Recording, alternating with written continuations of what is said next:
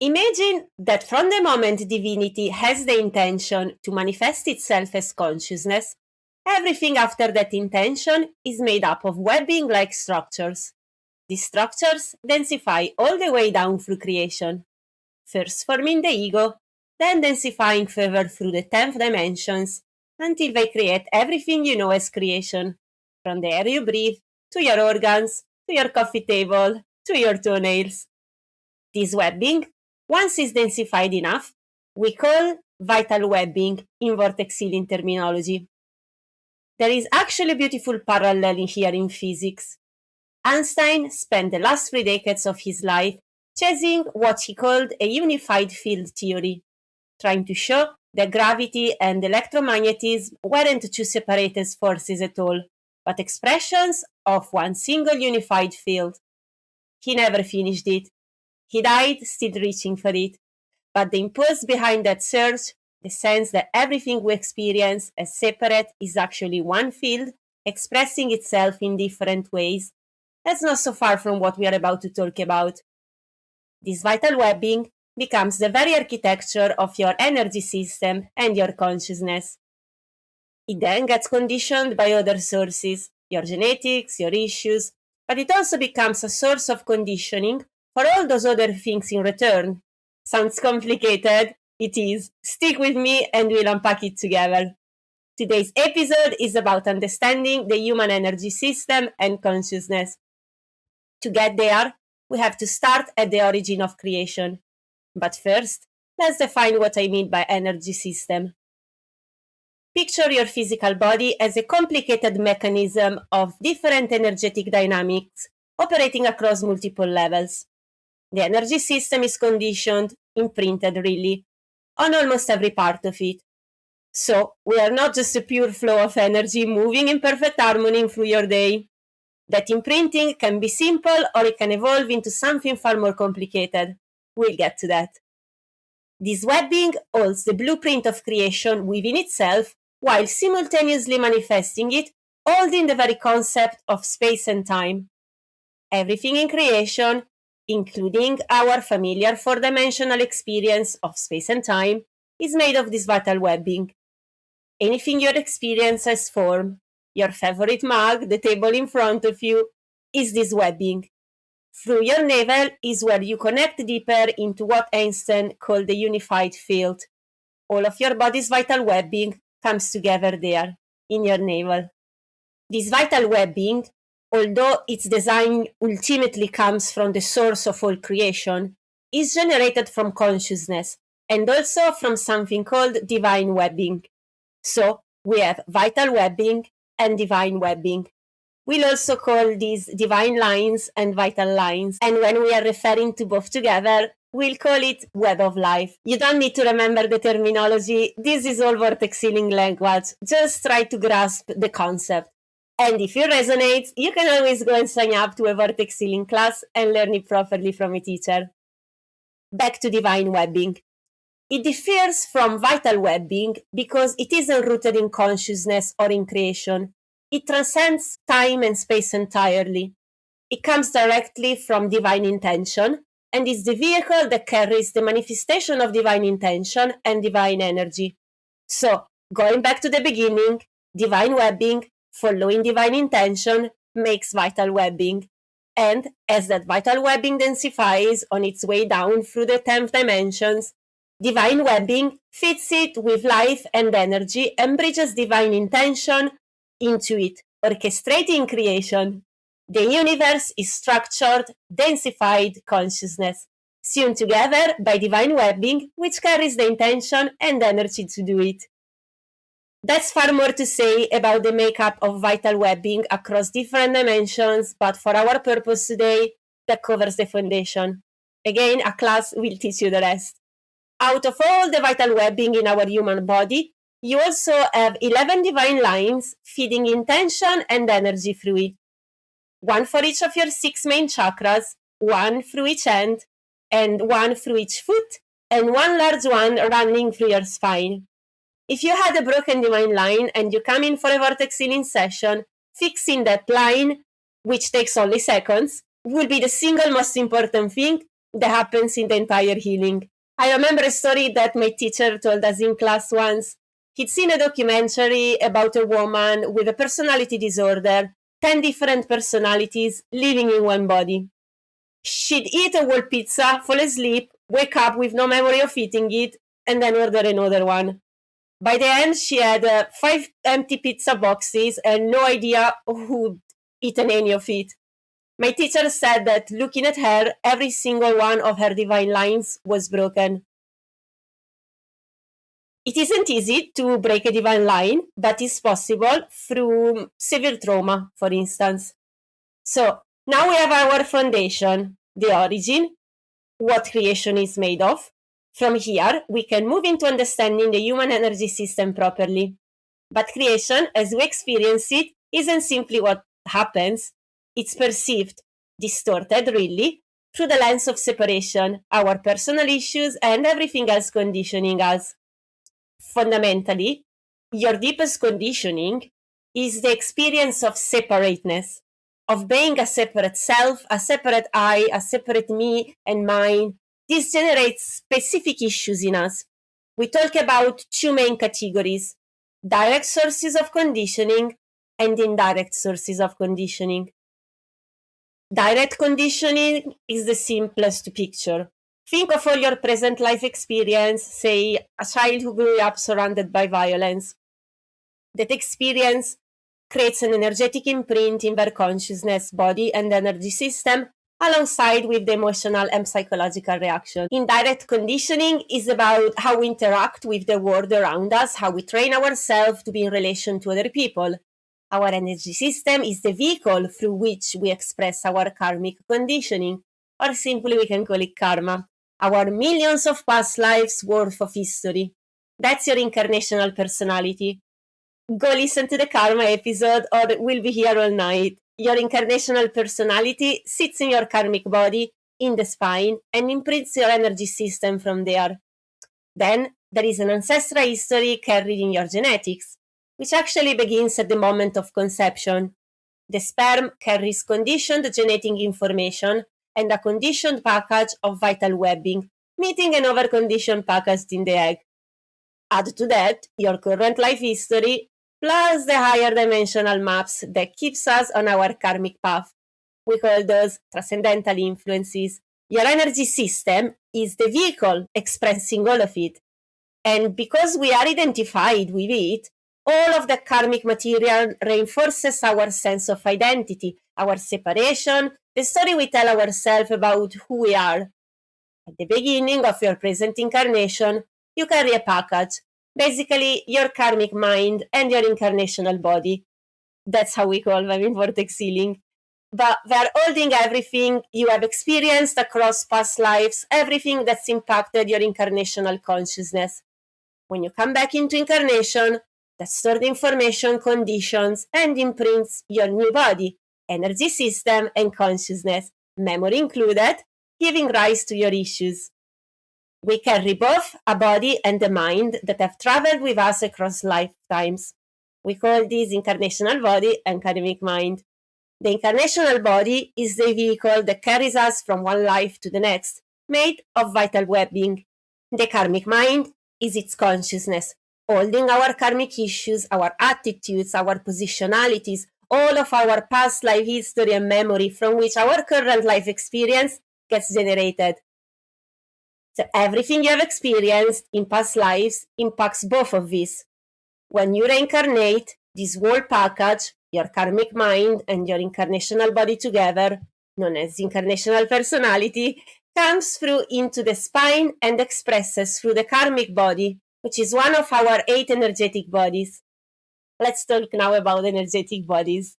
One important aspect of the energy system is the energetic bodies. We have 8: the astral, etheric, karmic, emotional, spiritual, mental, plus the nervous system has its own energetic body, and so does the digestive system. Rather than stacking on top of each other like layers of an onion, these arise alongside the physical body in the womb, coexisting simultaneously, each vibrating at a different level. The karmic body, although, is the exception. It sits in the spine and arises around the third month of pregnancy, which is when a fully incarnated baby is energetically actually formed. These bodies can get distorted in size and shape according to emotional memory, and so can the substance they're made of, a kind of energetic tissue that then gives memory to the physical tissue of your body, storing emotional information, including past life information. Each energetic body interacts with life directly.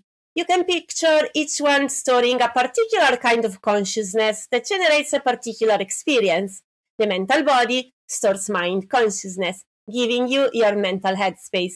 The spiritual body stores consciousness related to your spirituality, and so generates your experience of it.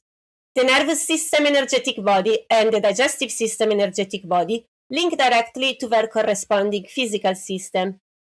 And the astral body, that's the one you access only when you sleep.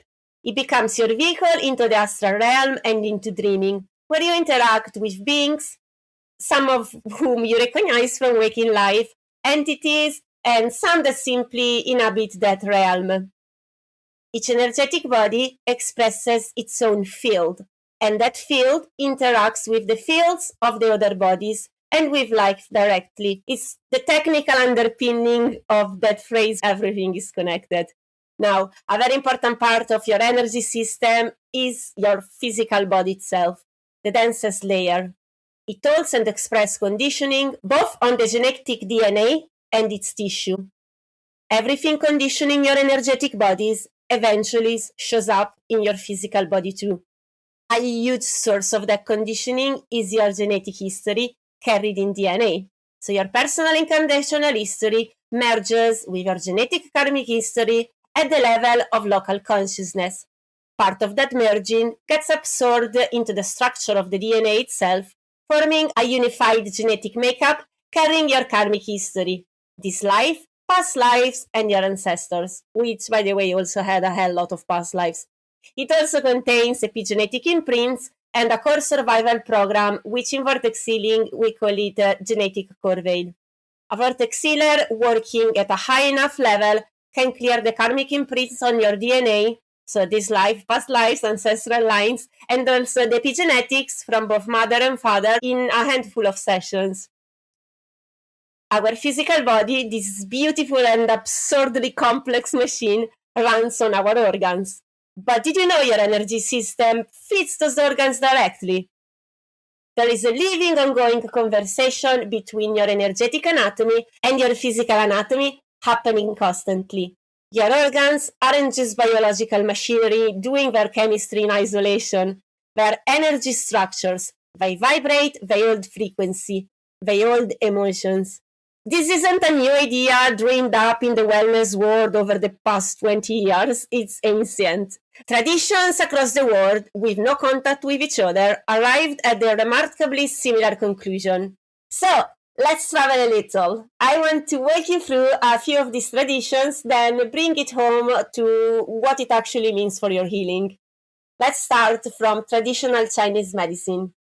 The oldest and most detailed map of the organ-emotion relationship comes from traditional Chinese medicine, refined over the last 3,000 years.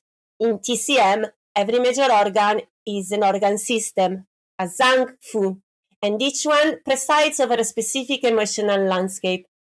There's a direct correspondence between what an organ does physiologically and what it governs energetically. Let's start from the liver. As the word implies, no liver, no life. I learned this from Dr. House, by the way. In Western medicine, we think of the liver as the detox organ. In TCM, it's that, but more. It governs the smooth flow of qi, of life force, through the entire body. When that flow moves freely, we feel expansive, creative, able to plan and dream and move forward with direction. The healthy emotional signature of the liver is something like benevolence and open-hearted engagement with life. But when the liver is congested, through stress, repressed feelings, a life that demands we suppress who we are, the signature becomes anger, frustration, resentment, the feeling of being trapped, unable to move. Traditional Chinese medicine calls the heart the emperor of all organs, the Shen, Spirit or consciousness resides there. It's the home of our awareness, our capacity for joy, our ability to connect. A vibrant open heart expresses love and clarity, a sense of being truly present in your own life. When the heart is disturbed by shock, by grief, by years of unmet longing, the Shen scatters. This shows up as anxiety, an ability to be present, a kind of restless searching. TCM links heart disturbance to what we now call dissociation, that sense of not quite being in your own life. Sounds familiar? Think about what we now understand about how trauma fragments the nervous system sense of self. The kidneys, what TCM considers our most fundamental resource, Jing, our constitutional essence, the deep reservoir of vitality we are born with. The kidneys are tied to ancestral inheritance, to the deep past, to our basic will to live. Their emotional correspondence, it's fear. Raw, primal, existential fear. When life asks too much of us for too long, the kidneys weaken and fear arises. So, live in chronic fear and you deplete the kidneys in return. You can see this in people who've lived through sustained trauma or burnout, bone deep exhaustion. That's qualitatively different from ordinary tiredness. Also, the kidneys feed energy to every cell of the body. Traditional Chinese medicine will say that's the kidney speaking. The lungs are associated with grief, with the ache of separation and loss. The lungs also govern Po, the corporeal soul, the part of us most intimately tied to physical incarnation, to breath, to the boundary between self and the world. Unexpressed grief settles in the lungs. We see this physically too. Grief collapses the chest, and chronic grief can suppress immunity, making us vulnerable to respiratory illness. The spleen and the stomach, this old worry, overthinking, that circular rumination that never quite resolves. Fittingly, the spleen and the stomach govern digestion, not only of foods, but in TCM terms, of information and experience. When we can't digest what happened to us, then we can't process and integrate it. Let's cross from China to India, to Ayurveda, at least 5,000 years ago, with its own profound map of the body-emotion relationship. In Ayurveda, the body is understood through three fundamental forces, the doshas, Vata, Pitta, and Kapha, each with its own emotional signature and its own way of falling out of balance. What's particularly interesting here is how Ayurveda understands the heart. The Hridaya is considered the seat of consciousness, the meeting place of body, mind, and spirit. It's where Ojas resides, the subtle essence representing our deepest vitality, our immunity, our radiance. Ojas is directly affected by emotional state. Chronic stress, ongoing fear, suppressed grief, emotional shock, all of these depleted. You become less luminous, less resilient, less able to meet life. Ayurveda also speaks of prana, the life force moving through us, and how emotional disturbance disrupts its flow through the body's channels, the Nadis. The solar plexus region, tied in Ayurveda to fire and transformation, becomes the seat for anger, perfectionism, the burning driven energy that, taken too far, turns to inflammation in both body and psyche, and grief in Ayurveda settles in the lungs and large intestine. What we can't let go of emotionally shows up in the organ, literally designed to release. If we look further into shamanic traditions found across indigenous cultures on every continent, we find this same essential understanding in a different language entirely. In many shamanic cosmologies, illness begins in spirit before it descends into the body. An emotional wound, a soul wound, in who we are, that's the root, and the organs become the place where those wounds take up residence. The shaman's work is with the underlying spiritual cause. Many shamanic traditions also speak of soul loss, the way trauma, especially shock or profound loss, can cause part of the soul to fragment away and leave, protecting the world from something unbearable. That fragmentation shows up in the organs and the energy body, and over time, if unaddressed, it can translate into physical illness. This maps remarkably onto what modern psychology now understands about disassociation and trauma. We can't talk about the energy system and the organs without the chakra system from the Vedic tradition. One of the most complete maps we have of the relationship between energy, emotion, and physical health. Each chakra corresponds to a specific area of the body, a specific nerve plexus, specific organ, and a specific domain of psychological experience. Manipura, the solar plexus chakra, governs the stomach, pancreas, liver, and gallbladder. Its domain is personal power, self-worth, will, and identity. Disturbed by shame, by chronic criticism, by situations that demand you to make yourself small, it holds the wound, and the organs in the region begin carrying its frequency. The heart chakra governs the heart, lungs, thymus gland. It is the domain for love, grief, compassion, and connection. Every loss never fully felt, every love never fully expressed, every time your heart had to close to survive, that lives in the energetic heart center. In traditional Chinese medicine terms, it lives in the heart and lungs too. The throat chakra governs the thyroid, the neck, and the voice. Its domain is truth and authentic expression.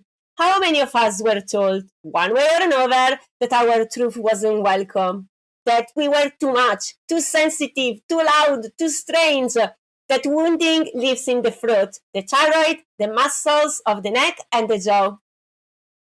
Shadhisthana, the sacral chakra, governs the reproductive organs, the kidneys, the lower abdomen. Its domain is creativity, pleasure, flow, right to feel. And here we find a wound of shame around desire, around the body, around our capacity to simply be sensuous, embodied human beings. Your chakras radiate through the spine, moving in one direction towards the front of the body, and the opposite direction towards the back, with the deepest point being the interface at the spine itself. Most of the activity happens in the front, the back stabilizes the harmony of the chakras. Simply put, chakras are centers of energy and consciousness. The beautiful spinning color image we usually see in the picture isn't quite how they actually look, because of everything we carry on them. Our issues sit like lens, if you wish, over each chakra. You can clear your chakras all you want, but until you work on your issues underneath, that lens keeps disturbing how you perceive and interact with the world, including your relationship, my friend. So, the organ doesn't separate emotional from physical, it holds them as one. What you feel becomes where you feel it. This is not cause of alarm, it's cause for compassion. For yourself and for everyone you have ever met, carrying more than anyone could see on the surface. And it's a doorway because if emotional experience can move into the body and settle into the organs, the energy field, and eventually the physical structure, the reverse is also true. Energy work that reaches deep enough into those layers of holding can free what's been locked there. A very important part of your energy system is the energy pathways. Most people have heard of the Meridian System from Chinese medicine. Meridians are energy pathways, but we're not alone in the game. We spoke about the vital webbing constructing your physical body. Within that vast invisible fabric are specific systems: the meridian pathways, the Jin Shin pathways, the Viridian pathways, and the Nadis. I want to sit with that word, pathways, not centers, not pools, pathways, movement, flow. These are living currents constantly circulating, constantly delivering something essential to every part of you. When that movement is interrupted, congested, depleted, blocked, that's when we begin to feel it. The Meridian System comes from traditional Chinese medicine, and it's one of the oldest and most detailed maps of the energy body humanity has produced, observed, and refined for the last 3,000 years, while Western medicine was still centuries from understanding blood circulation. Running through the body like an extraordinarily precise irrigation system are channels. The Jin law, which we translate as meridians. 12 primary meridians, organized, paired, following specific trajectories, each tied to a specific organ system, time of the day, element, and range of experience. The 12 corresponds to the 12 major organ system: lung, large intestine, stomach, spleen, heart, small intestine, bladder, kidney, pericardium, which governs the energetic protection around the heart, triple wormer, gallbladder, and liver. These meridians don't stay local to the organs. The lung meridian doesn't just run through your chest. It travels down the arm to the thumb. The kidney meridians begin at the sole of the foot and travels up all the way to the inner leg, through the abdomen to the collarbone. The bladder meridian, which is the longest in the body, runs from the inner corner of the eye over to the skull, down to the back in the two lines alongside the spine, through the buttocks, down the leg, around the outer ankle, and it finishes at the little toe. Why does this even matter? Because a point on your little toe, it's an energetic communication with your eye, your skull, your spine, your bladder. The body isn't a collection of isolated parts. It's a continuous circuit. Within these meridians flows Chi, life force, the animating intelligence of the body. Whether it's abundant or deficient, flowing freely or stagnant, moving correctly or reversed, determines so much about our experience of health on every level. There are also 8 extraordinary vessels called the Qi Jing Ba Mai, functioning differently from the 12 primary meridians. If the meridians are rivers, these are the reservoirs, deep underground lakes. When the primary meridians overflow, the vessels absorb the excess. When depleted, the vessels release the reserves. Those are the great balancers of the system. 2 are particularly significant. The governing vessels, it governs the yang meridians, active, outward, structural energy. The conception vessel, governing the yin meridians, nourishing, receptive, interior energy. Together, they form a continuous loop up the back and down to the front, understood in various spiritual traditions as central to vitality and the awakening of consciousness. Along these meridians sit the acupoints, over 360 on the primary meridians alone, each named, each with a function, mapped with precision because sensitive practitioners over millennia notice something happening at these exact locations. What is fascinating here is what modern science has found. Acupoints have measurably different electrical properties from surrounding tissues, lower electrical resistance, higher concentrations of gap junction, the structure that lets cells communicate directly. Science doesn't have a full explanation for the meridian system, but it's also no longer dismissing it either. Jin Shin Jyutsu gives us something different. If the meridian system is a detailed straight atlas, Jin Shin is a view from space. Practitioners refer to the meridian system as the manifested system, and Jin Shin as the manifesting system. Stick around and you'll see why. Jin Shin Jyutsu is an ancient Japanese healing art. Its name translates roughly as the art of the creator through the person of knowing and compassion. Not a technique, not a clinical intervention, an art rooted in a quality of being rather than anything mechanically done to the recipient. Its origins trace back beyond writing, appearing in the Sanskrit text and in Japanese Kojiki, text dated around 712 AD. Its modern transmission began with Jiro Murai, a Japanese man in the early 20th century who was gravely terminally ill by medical standards.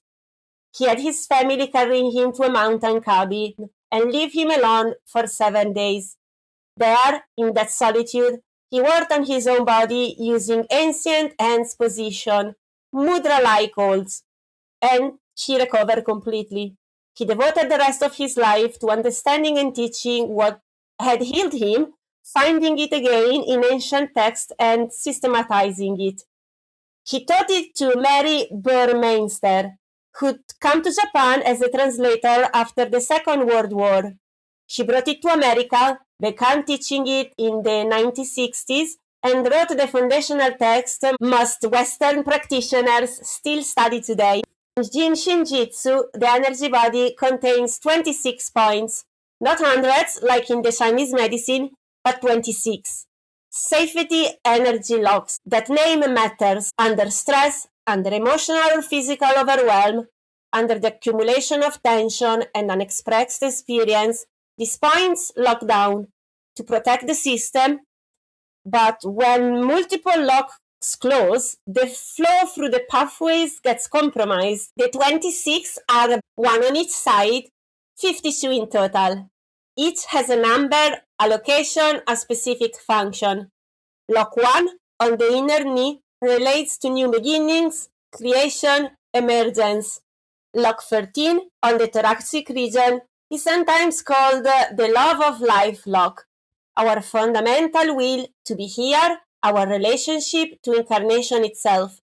Lock 26, near the shoulder, is called the director, a master point that can move energy through the whole system where everything else feels stuck. The work itself happens through the hands, so you can actually try this yourself. Both hands resting gently on specific combinations of locks simultaneously, creating a living circuit. You're not pressing, not manipulating tissue. You're simply resting your hands there with presence and intention, letting your own current act as a jumper cable, completing what was interrupted, inviting the flow to resume. The flows in Jin Shin, the main central flow, the supervisor flow, the mediator flow, plus 26 individual flow patterns tied to each lock, are organized differently from the meridians. The main central flow is the most fundamental of all, running along the body's midline, deep within it, from the crown of the head down to the base of the trunk. This is the source flow, the primary channel of universal energy nourishing everything else. Working with it is like resetting the whole system from the roots. What I love most about the Jin Shin is how accessible it is. Mary Burmeister wrote self-help books, simple guides to holding your own locks, running the flow on yourself. The body can heal itself when the pathway is reopened and the flow is restored. We are not passive recipients of healing. We are participants in it. Each finger ties to a specific organ system and emotion. So grab your fingers. We're going to go through each one. Thumb, stomach and spleen, worry. Index finger, kidneys and bladder, fear. Middle finger, liver and gallbladder, anger.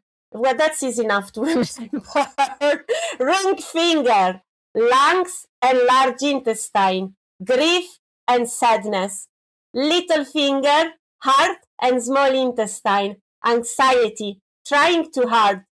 So, if you're sitting somewhere, a waiting room, a train, a moment that feels just too much, or watching TV, you can simply hold the relevant finger, wrap your opposite hand around it gently, breathe.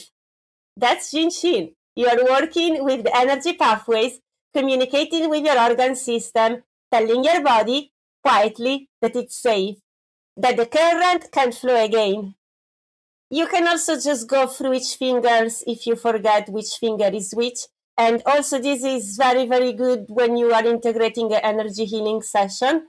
Vortex healing works on these energy pathways very deeply, clearing them, optimizing them, energizing and strengthening them, but also clearing conditioning out of them and rebuilding where needed. Advanced practitioners can reopen shut down acupoints or a Jin Shin node, subnode, or micronode. One thing I noticed, most people doing healing work focus heavily on clearing issues. Understandably, you want to get rid of them and it's important work.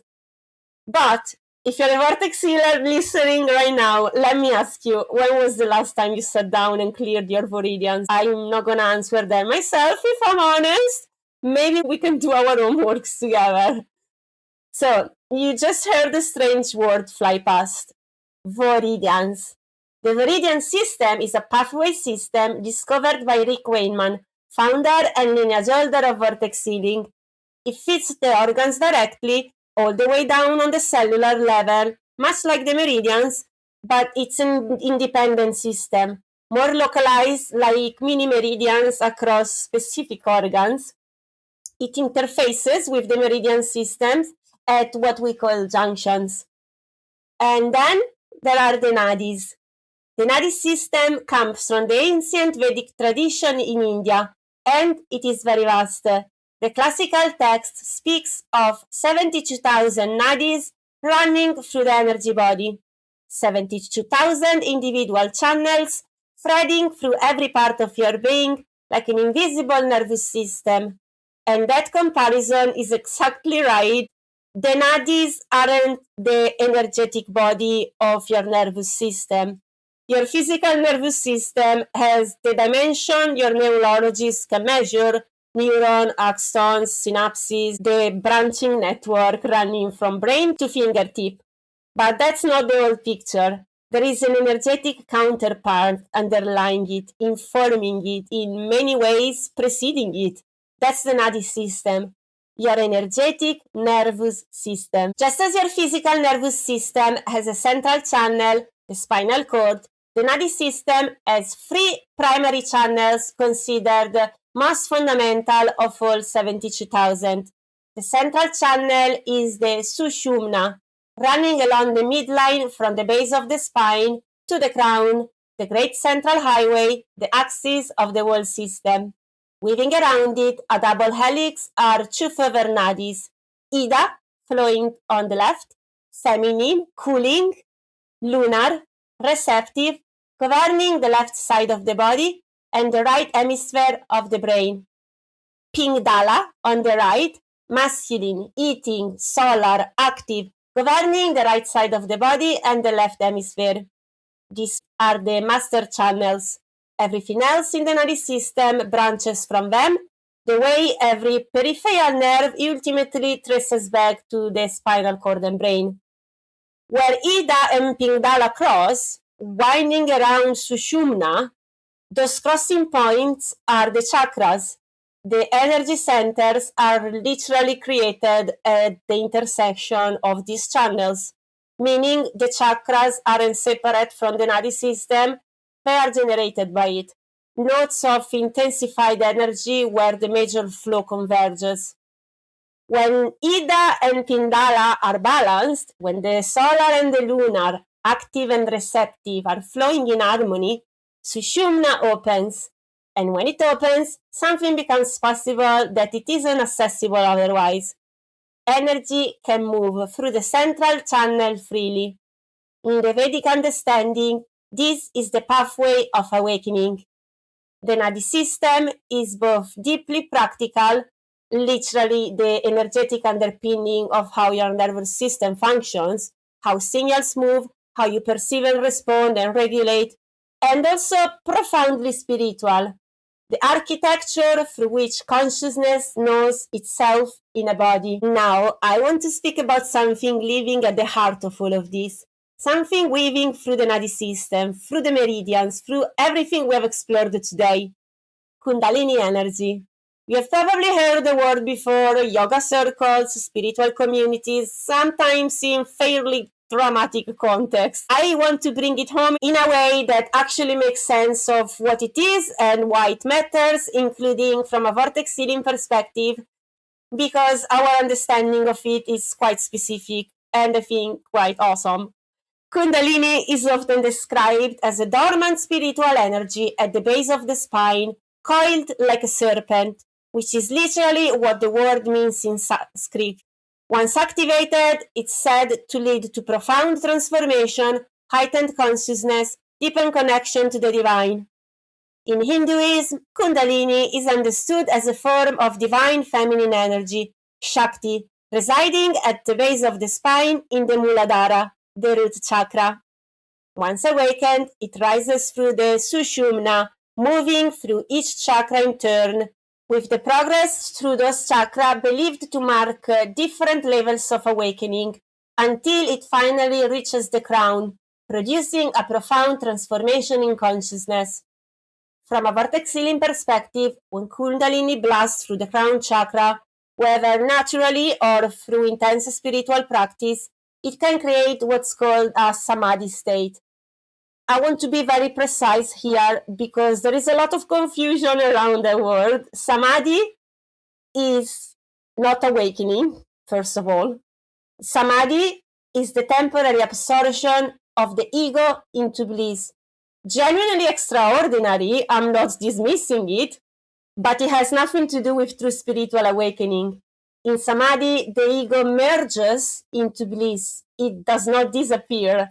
That bliss state is what gets so many students hooked, almost addicted, because it's unlike anything else.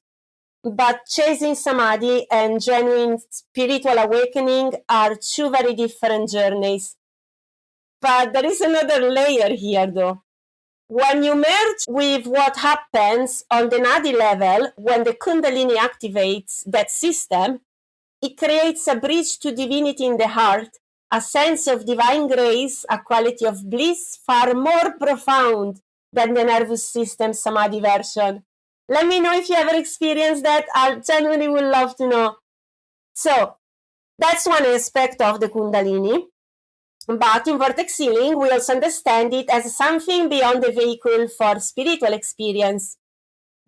We view Kundalini, aside from its role opening the upper chakras and carrying divine energy, as a core physical energy in its own right. A soft, powerful energy feeding and strengthening the entire nervous system and the body, as well as all the chakras, which in turn energizes every organ and body system. So, when we talked earlier about organs holding emotion, about the energy system feeding the physical body, Kundalini is one of the fundamental sources for it. Here is how it moves. It travels up the core of the spine, then spreads through the system via more subtle channels, branching out from the main one, with finer pathways distributing it throughout the whole system. And this matters.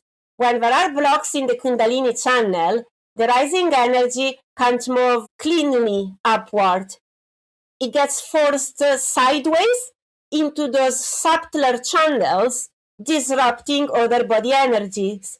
This is what creates what people describe as bad Kundalini experiences, frightening, overwhelming, often arising through intense or forced practice where the energy feels completely out of control. It isn't the Kundalini itself that is dangerous, it's the block, the debris, those stuck up places that the energy encounters and can't move through. So it diverts somewhere where it was never meant to go, basically. In vortex healing, some practitioners, myself included, carry a transmission called Clearing the Kundalini Channel, designed specifically to clear those debris. We don't work directly with the Kundalini energy itself. The Kundalini will move on its own once the channel is clear. So we work on its channel, we create the conditions for the energy to flow. The energy has its own intelligence. The clearing work is intense. The debris can be extraordinarily dense and compacted, especially right at the base where your elbow is. It takes around 6 hours for a vortex healer with this specific transmission to fully clear your Kundalini channel.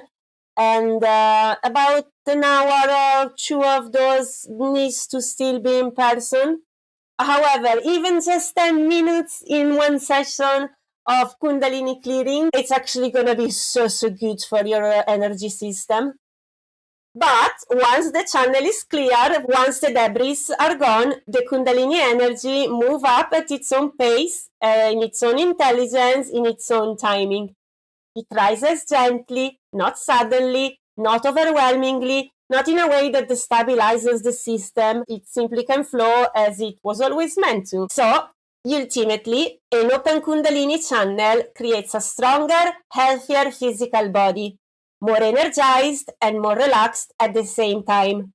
When that fundamental current flows freely, when it can do its job of feeding the nervous system, the organs, the chakras, the whole architecture we've explored today, everything works better. Everything is more nourished, more alive. Kundalini is to support your system. It's been there since the beginning, waiting, as tradition says, at the base of your spine. Something that already belongs to you.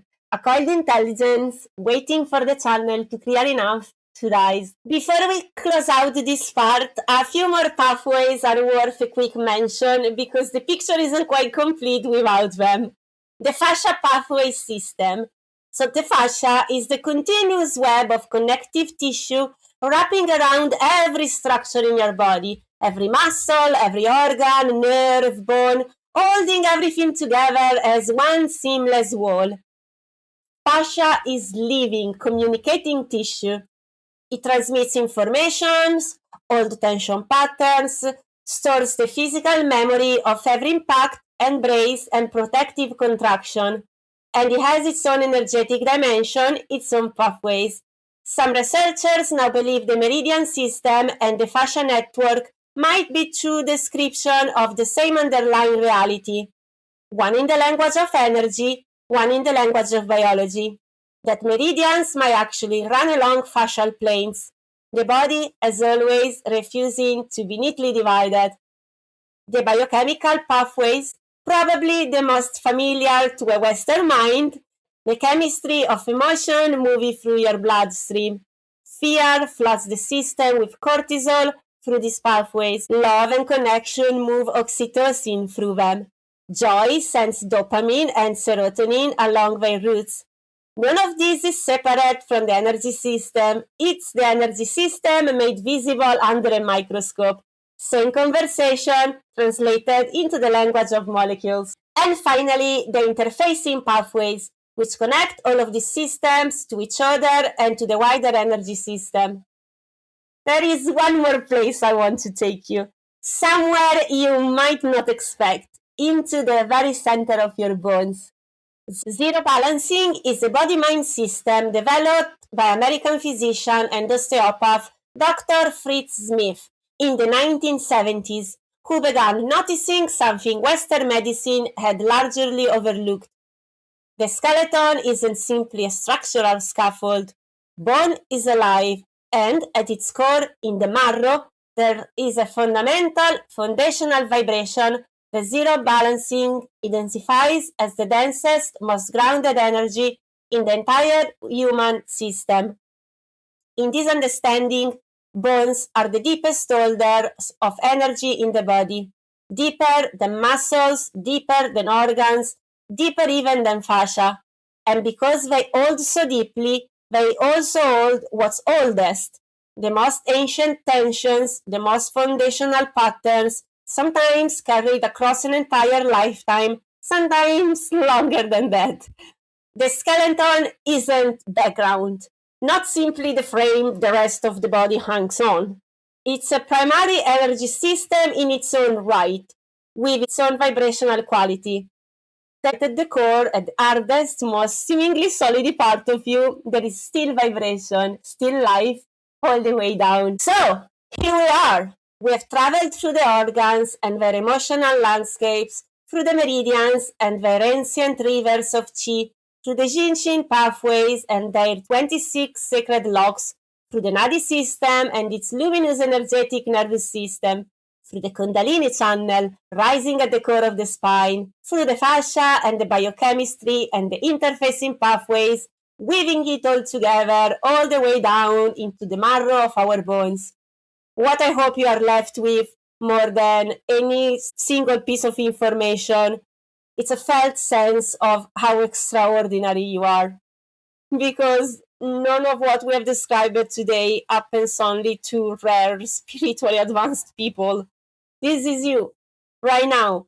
72,000 nadis humming, 12 meridians flowing, Kundalini waiting patiently at the base of your spine, your bones vibrating with their quiet, ancient intelligence, your organs holding the emotional story of your life with extraordinary loyalty and care. All of it is alive, all of it communicating, all of it, every layer in service of you. And maybe the most important thing I can leave you with is this: nothing in what we have talked about today is broken, even when it feels that way. And I understand sometimes it does. Even when something has been shut down so long, you have started to believe this is just who you are. What looks broken is actually the system doing exactly what it's always done, protecting you with whatever resource it has. A block is not a failure, it's frozen intelligence waiting until it's safe enough to move again. And those conditions can be created. That's what healing work actually is. Not fixing something wrong with you, restoring flow to something that was always at its core trying to be whole. Thank you so much for being here today, for giving this your time and your attention and your open heart. This conversation means everything to me, and I never take it for granted that you choose to spend this time here with me, exploring these depths together. Before I go, come find me at magicalmara.co.uk. Everything about the work I do, how to book a session, how to work with me directly, lives there. And while you're there, sign up to the mail list there because I've got something exciting coming up. I'll be running a special event series all about clearing the meridians and the meridians pathways, going deep into the channels we spoke about today, working with them directly, cleaning what's accumulated, restoring that flow. So head to magicalmara.co.uk, sign up, and I'll see you there. Until next time, be gentle with yourself. Trust your body. Trust the intelligence running through you right now in ways you can't see and you don't have to understand, working on your behalf as it always has been. I will see you in the next episode with so much love. Be well, be good, and don't forget, you are magic. Ciao for now.